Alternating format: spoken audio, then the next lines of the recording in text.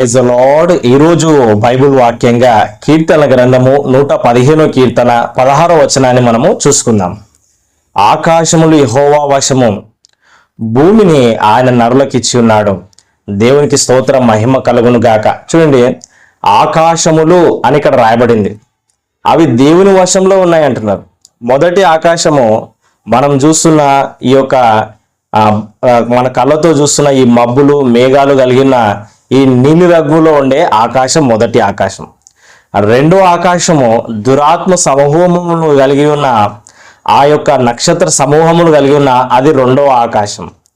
మూడవ ఆకాశము పరలోకముగా ఉంది. హల్లెలూయా. మరి అపోస్తలుడైన పౌలు మూడవ ఆకాశానికి వెళ్ళినట్లుగా మనము బైబిల్ గ్రంథంలో చూస్తా ఉన్నాం. వచింపము శక్యము కాని మాటలను ఆయన అక్కడ విన్నాడని మనం చూస్తా ఉన్నాం. అంత గొప్ప ప్రత్యక్షతను అపోస్తలుడైన